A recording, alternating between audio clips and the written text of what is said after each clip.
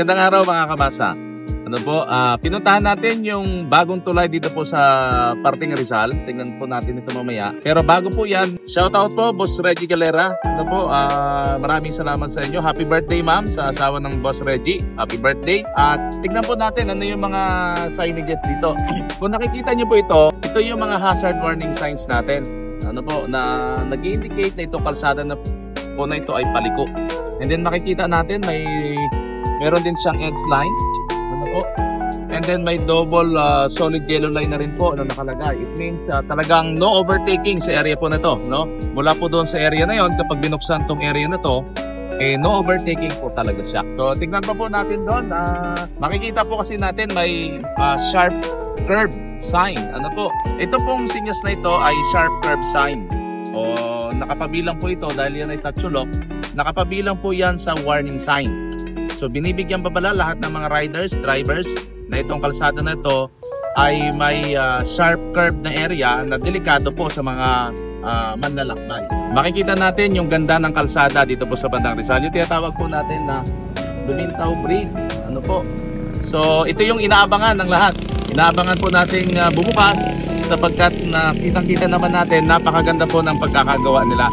So meron ng double solid yellow line, meron din po tayong solar road stud light, ano po, and itong kalsada po natin na ito ay one lane lang papunta sa isang direksyon, ano po. So napakahaba po ng no overtaking niya. So sa mga kababayan natin, kapag ito pong kalsada na to o itong tulay na to ay nagbukas, mula po doon sa entry point ay no overtaking po ito. No overtaking dahil dalawang solid yellow line po siya. Manatili lang po tayo sa ating linya at wag na wag po nating ugaling lumampas sa mga kasama natin dito sa area na to. Dahil kapag ginawa po natin yon, maaaring mahuli tayo or magkaroon ng disgrasya sa kalsadang ito. Pero ang gusto po kasi namin ipakita mga kamasa ay yung ganda rin ng ilaw, no? Makikita natin na napaka ganda. Inaabangan lang po natin yung pag-ilaw ng ating solar lights at maipakita yung ganda ng Lumintao Bridge. Ano po? So maipapakita din natin yung luma na kasalukuyan na ginagamit pa ng ating mga kababayan. Pero syempre bilang isang driver po at isang driver, inaabangan po nating lahat na magbukas ang Lumintao Bridge.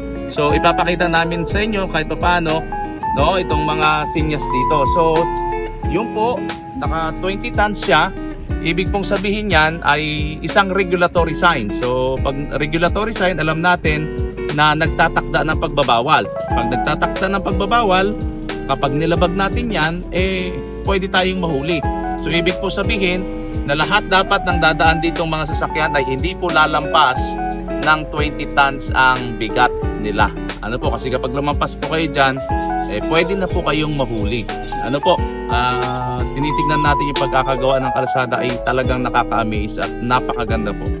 Aprobado na naman ito mga kamasa sa mga katulad nating drivers at saka riders. So sana magbukas na para magamit na natin lahat. Ano po, so antabayanan na lang po natin yung yung ating mga solar lights. Mga kamasa, bukod sa napakagandang kalsada po dito sa Lumintao Bridge at saka yung tulay, ano po, andito na rin po pala yung headquarters ng First Provincial Mobile Force Company. So napaka-safe kasi andito na rin sila. So may maganda na yung kalsada, maganda yung tulay, tapos may mga nasa kapulisan pa tayo na nagbabantay ng seguridad dito sa area po na ito. So kasama nga po natin si Sir Jason Enriquez, isa po sa mga nasa hanay ng kapulisan natin na dito po nakadestino sa kanilang headquarter po. So, di ba? Pagdating ng tulay, safe tayo. Kaya walang dapat ipangamba. Ang magiging problema na lang mga kamasa ay yung pagsunod ng mga kapwa natin driver at rider dito po kapag ito po ay nabuksan. So yun po ang titingnan natin. Umilaw na po yung tinatawag natin na solar road stud light na parte pa rin ng pavement markings ng kalsada na nagiging guide ng mga rider at driver sa kanilang paglalakbay. Patay po dyan, isa rin po sa nagiging pundasyon niya ng seguridad para maging safe yung travel natin. Kasi guide po yan ng mga driver paggabi para hindi sila maligaw. Ano po? At hintayin din po natin na umilaw yung solar lights nila dito para mas maipakita natin yung ganda ng lugar.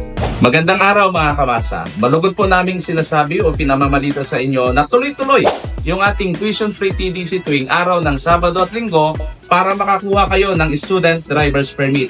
Available po yan sa aming 3 branch dito sa Occidental Mindoro, dito po sa bayan ng San Jose. Malapit po yan sa Divine Word College, sa bayan ng Sablayan, sa Duat Street po yan, at sa bayan po ng Mamburao, sa Barangay Tayamaan naman po yan. Ano pang hinihintay ninyo? Mag-enroll na po kayo upang magkaroon na tayo ng lisensya at iwas huli po sa kalsada. Marami pong salamat.